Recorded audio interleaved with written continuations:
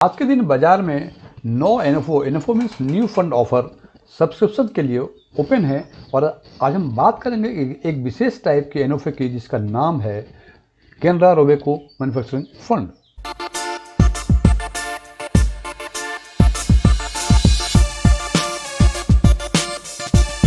जैसा कि इसके नाम से पता चलता है, ये एक ओपन एंडेड थीमेटिक फंड है और ये 16 फरवरी 2024 को ओपन हो चुका है और 1 मार्च 2024 को ये बंद होगा। और इनका जो मिनिमम टारगेट है फंड मोबिलाइज करने का वो 10 करोड़ है। और यदि ये मिनिमम जो टारगेट है ये अचीव कर लेते हैं तो यूनिट्स का allotment within 5 working days from the date of closure of the NFO होगा। मीन्स यदि इनका 10 करोड़ या उससे अधिक का फंड मोबिलाइज हुआ होता है ड्यूरिंग एनएफओ पीरियड, तो 1 मार्च के अगले 5 वर्किंग डेज के अंदर ये फंड्स का अलॉटमेंट कर देंगे और फिर ये रीओपन होगा 18/3/2024 को, जो सेबी के गाइडलाइंस के हिसाब से जिस दिन फंड यूनिट्स अलॉट होते हैं उसके विद इन 5 वर्किंग डेज ये रीओपन होना चाहिए। और इस हिसाब से इसका डेट 18/3/2024 को उन्होंने फंड हाउस ने डिसाइड किया हुआ है। और यदि ड्यूरिंग एनएफओ पीरियड इनका मिनिमम फंड 10 करोड़ मोबिलाइज नहीं हो सकता है तो इन्हें सब्सक्राइबर्स को 15 दिनों के अंदर फंड वापस करने पड़ेंगे। और यदि 15 दिनों के अंदर फंड वापस नहीं कर पाते हैं तो उसके बाद 15% ब्याज सहित इनको फंड सब्सक्राइबर्स को वापस करने पड़ेंगे। और यदि हम बात करें इसके एंट्री लोड की, जो कि सभी म्यूचुअल फंड में आज के दिन में नील है, और एग्जिट लोड 1% है। यदि आप 1 साल के अंदर यूनिट्स जिस दिन अलॉट होता है उसके 1 साल के अंदर यदि आप रिडीम करते हैं तो 1% लगेगा। लेकिन यदि 1 वर्षों के बाद यदि रिडीम करते हैं तो कोई एग्जिट लोड नहीं लगेगा। सेबी के गाइडलाइंस के हिसाब से इन्होंने भी नॉमिनेशन का एक प्रोविजन दिया हुआ है जिसमें सेबी गाइडलाइंस कहते हैं कि आपको नॉमिनी नॉमिनेट करना ही पड़ेगा। और यदि आप चाहते हैं कि नॉमिनी नॉमिनेट ना करें तो आपको नॉमिनेशन ऑप्ट आउट का फॉर्म भरना पड़ेगा। इन दोनों में से कोई एक काम आपको करना होगा, या तो नॉमिनी दें या नॉमिनी नहीं देना चाहते हैं तो नॉमिनी ऑप्ट आउट का फॉर्म भरें। अब बात करते हैं मिनिमम इन्वेस्टमेंट की। मिनिमम इन्वेस्टमेंट लमसम में 5,000 रुपये है और उसके ऊपर 1 रुपये के मल्टीपल में कोई भी अमाउंट इन्वेस्ट कर सकते हैं। और एडिशनल पर और इसमें 2 प्लान हैं, डायरेक्ट और रेगुलर, और ऑप्शंस भी 2 हैं, ग्रोथ एंड IDCW। यदि इन दोनों प्लान और ऑप्शन के बारे में यदि आपको पता है तो अच्छी बात है। यदि आप चाहते हैं कि इसके बारे में कोई और जानकारी लें तो हमारे प्लेलिस्ट में जाके इसके बारे में जानकारी ले सकते हैं। अब बात करते हैं इनके बेंचमार्क की। इनका बेंचमार्क जो होगा S&P BSE India manufacturing TRI होगा। और इनका यदि SIP की बातें करें तो मंथली और क्वार्टरली 2 फ्रीक्वेंसी उन्होंने दिया हुआ है। और कहते हैं कि यदि आप मंथली चूज करते हैं तो कम से कम 1,000 रुपये इंस्टॉलमेंट का अमाउंट होना चाहिए। क्वार्टरली के केस में 2,000 रुपये, और इन अमाउंट के बाद 1 रुपये के मल्टीपल में कोई भी अमाउंट आप चूज कर सकते हैं। और इन दोनों ही फ्रीक्वेंसी में कम से कम 6 इंस्टॉलमेंट के लिए आपको SIP रजिस्टर करना पड़ेगा। इनमें एक प्रोविजन और है कि SIP का डेट आप चूज कर सकते हैं अपने हिसाब से, जो भी आपको सुविधाजनक हो। लेकिन यदि आपने कोई डेट चूज नहीं किया तो बाय डिफॉल्ट ये हर महीने की 15 तारीख को SIP का डेट माना जाएगा। लमसम में यदि एडिशनल परचेज करना चाहते हैं तो मिनिमम इन्वेस्टमेंट करने के बाद एडिशनल परचेज 1,000 प्लस 1 रुपये के मल्टीपल में कोई भी अमाउंट आप एडिशनल परचेज कर सकते हैं। अब बात करते हैं ट्रांजेक्शन चार्ज की। इसको ध्यान से देख लें। कहते हैं कि if investing through valid ARN holder, valid ARN holder मतलब वो मिडलमैन, वो एडवाइजर, वो कमीशन ब्रोकर जिसके पास valid ARN means MFI registration number वो होल्डर है और उसके थ्रू आप इन्वेस्टमेंट करते हैं, तो उस कंडीशन में यदि 10,000 से कम का लमसम इन्वेस्टमेंट और SIP का 10,000 से कम कमिटमेंट अमाउंट होता है तो कोई आपको ट्रांजैक्शन चार्ज नहीं लगेंगे। लेकिन यदि ये अमाउंट 10,000 से अधिक है, जो कि आप किसी फंड एडवाइजर या फंड कमीशन ब्रोकर के थ्रू आप इन्वेस्ट कर रहे हैं और वो अमाउंट 10,000 लमसम के केस में 10,000 और SIP के केस में कमिटमेंट अमाउंट 10,000 या उससे अधिक है, तो आपको कुछ चार्जेस लगेंगे। और वो चार्जेस होंगे, यदि आपने पहले कोई म्यूचुअल फंड में इन्वेस्टमेंट नहीं किया हुआ है, पहली बार इन्वेस्ट कर रहे हैं तो 150 रुपये लगेंगे। और यदि आपने पहले किसी भी फंड में इन्वेस्टमेंट किया हुआ है तो आपको 100 रुपये ट्रांजैक्शन चार्ज लगेंगे।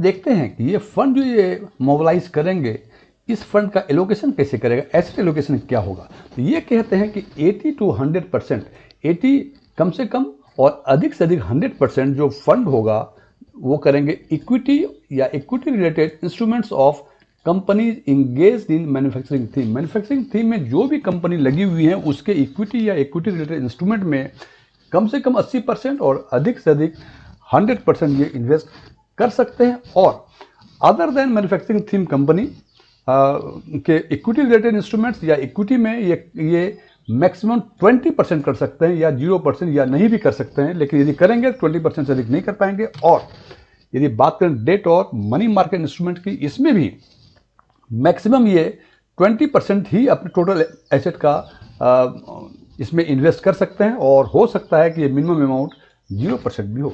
अब बात करते हैं इनके फंड मैनेजर। इनके दो फंड मैनेजर हैं।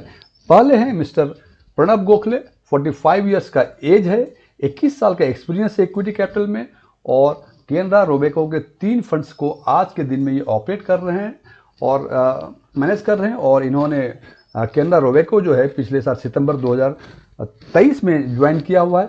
और दूसरे इनके fund manager mister Siddharth Bandwalar, 43 years का एज है, 16 साल का एक्सपीरियंस है, और ये आज के दिन में केनरा रोबेको के 12 फंड्स को मैनेज कर। अब हम चर्चा करेंगे कि आखिर मैन्युफैक्चरिंग सेक्टर में हमें इन्वेस्ट क्यों करना चाहिए, क्या कारण है, क्या इसके सैलिएंट फीचर्स हैं जिसके कारण कि हमें मैन्युफैक्चरिंग सेक्टर में इन्वेस्ट करना चाहिए। सबसे पहला कारण कि डोमेस्टिक डिमांड हिंदुस्तान में इसकी काफ़ी अधिक हो रही है। दूसरे कारण है कि ग्लोबली जो कॉर्पोरेट टैक्स स्ट्रक्चर है हिंदुस्तान का रेस्ट ऑफ वर्ल्ड के कंपेरिजन में काफ़ी कम्पिटिटिव है। इसके 2 और भी कारण हैं, आगे चर्चा करेंगे। तो सबसे पहले हम चर्चा करते हैं कि डोमेस्टिक डिमांड बढ़ने के आखिर कारण क्या है। डोमेस्टिक डिमांड बढ़ने के 2 मुख्य कारण हैं। सबसे पहला, per capita income of India at an inflection point. इसका मतलब पर कैपिटा इनकम जो है ये काफ़ी तेज़ी से बढ़ा, एक ऐसे बिंदु पर पहुंच गया है जहाँ की एक कर्व मतलब काफ़ी अधिक हो रहा है। यदि हम बात करें 2014-15 में, तो हिंदुस्तान का पर कैपिटा इनकम 86,650 रुपये थे, जो कि 2023 में ये बढ़ के 1,70,062 रुपये हो गए। और दूसरी बात यदि करें तो राइजिंग मिडिल क्लास पॉपुलेशन, यदि हम बात करें आज के दिन की, तो आज के दिन में 31% के आसपास टोटल पॉपुलेशन का मिडिल क्लास है, और 2028 में ये करीब 38% के आसपास हो जाएंगे। और यदि हम 2047 की बातें करें तो ये बढ़कर 60% की बातें हो जाएंगी। अब थोड़ा पर कैपिटा इनकम के बारे में ये बातें कर लें। पिछले 2014-15 से लेके आज के बाद आज जो 1,70,620 रुपये हो गए, 86,650 रुपये से बढ़ के ये करीब 98% के आसपास होता है। और मिडिल क्लास पॉपुलेशन जो 2047 में होने की उम्मीद है, आज से पूरे 24 साल के बाद वो करीब डबल हो जाएगा। इन दोनों कारणों से इनकी डिमांड, जो मैन्युफैक्चरिंग सेक्टर जो मैन्युफैक्चर हो रहे हैं उसकी डिमांड काफ़ी बढ़ रही है। अब बात करते हैं globally comparative corporate tax structure की। यदि हम कंपेयर करें रेस्ट ऑफ इंडिया के उसमें, तो इंडिया का जो मैट है वो कम से कम हिंदुस्तान में 15% है, और अधिक से अधिक 17.47% है, जो कि रेस्ट ऑफ द वर्ल्ड के कंपेरिजन में काफ़ी कम है। और कॉर्पोरेट इनकम टैक्स की बातें करें तो कम से कम 25% है, और अधिक से अधिक 43.68% है। ये जो वेरिएशन है ये डिपेंडिंग अपॉन देयर टर्नओवर और बहुत सारी प्रोविजंस हैं, उसके कारण मिनिमम 15% मैट में, कॉर्पोरेट इनकम टैक्स में मिनिमम 25%, मैट में मैक्सिमम 17.47%, और कॉर्पोरेट इनकम टैक्स में इट इज 43.68%।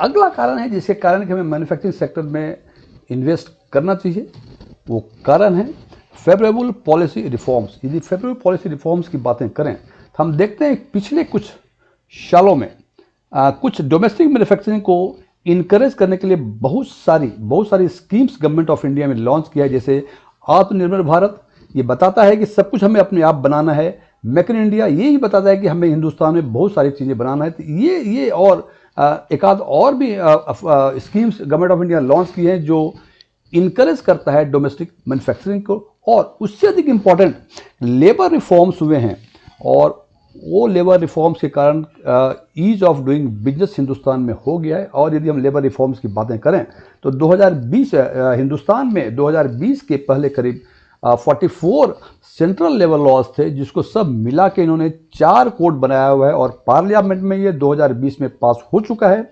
और 1 जुलाई 2022 से ये इफेक्टिव है। वो 4 कोड हैं: code on social security 2020, industrial relation code 2020, code on wages 2019 और occupational safety health and working conditions code 2020।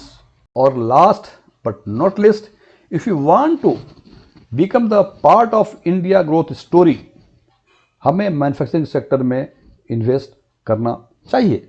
ये सारी बातें हमने कर ली इस एनएफओ के बारे में और बातें कर ली हमने कि हमें मैन्युफैक्चरिंग सेक्टर में इन्वेस्ट क्यों करना चाहिए। अब हम बात करेंगे कि क्या मैन्युफैक्चरिंग सेक्टर का कोई फंड ऑलरेडी बाजार में है, और यदि है तो क्या हमें उसका परफॉर्मेंस क्या है, और इन दोनों को कंपेयर करेंगे उनका परफॉर्मेंस के हिसाब से जो कि ऑलरेडी कुछ टेस्ट हो चुके हैं, और उसके बाद निर्णय लेंगे कि क्या हमें कोई एग्जिस्टिंग फंड जो मैन्युफैक्चरिंग सेक्टर की है उसमें इन्वेस्ट करना चाहिए या हमें इस एनएफओ में प्रोसीड करना चाहिए।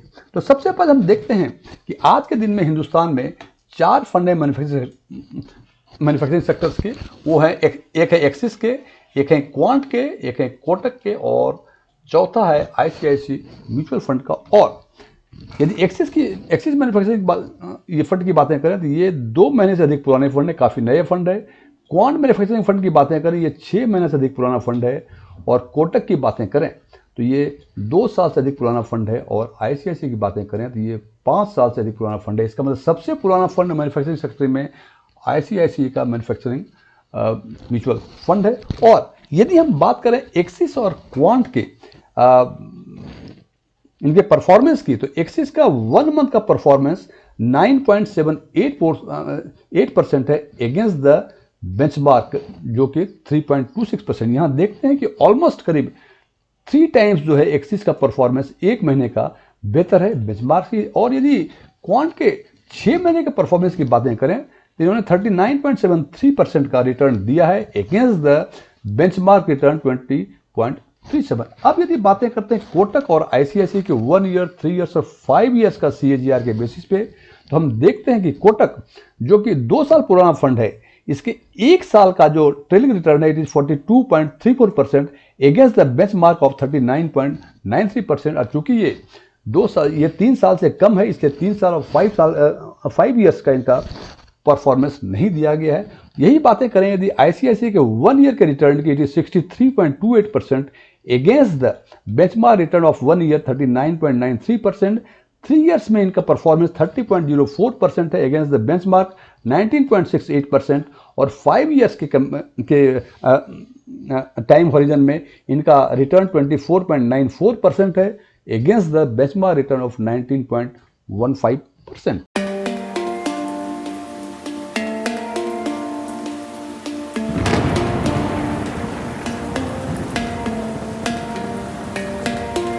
अब हम बात करेंगे, अब हम निर्णय लेंगे कि क्या हमें केनरा रोबेको मैन्युफैक्चरिंग फंड में जाना चाहिए, इसके साथ आगे बढ़ना चाहिए, या बाजार में जो 4 फंड मौजूद हैं हमको उसके साथ जाना चाहिए।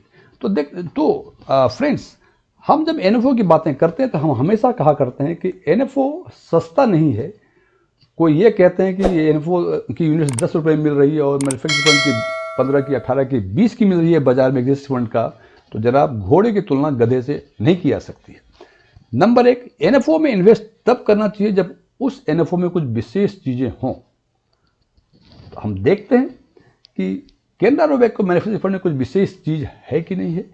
इसमें हमें लगता है कि एक ही चीज विशेष है कि मैन्युफैक्चरिंग सेक्टर है, और जैसे हमने जो सेलियंस फीचर्स के बारे में बातें किया हमें लगता है कि मैन्युफैक्चरिंग सेक्टर का स्कोप्स पोटेंशियल अभी इन नियर फ्यूचर काफी अधिक है, खासकर डोमेस्टिक फ्रंट पे हिंदुस्तान में इनका काफी स्कोप्स दिख रहा है। लेकिन अब बात करते हैं एग्जिस्टिंग फंड, जो सबसे पुराना फंड आईसीआईसी का है, जो 5 साल से अधिक पुराना फंड है। और यदि इसके 5 ईयर्स के सीएजीआर की बातें करें तो 24.94%, मतलब ऑलमोस्ट 25% इनका रिटर्न है। जनाब 25% का 5 ईयर्स का CAGR, it's a very good return.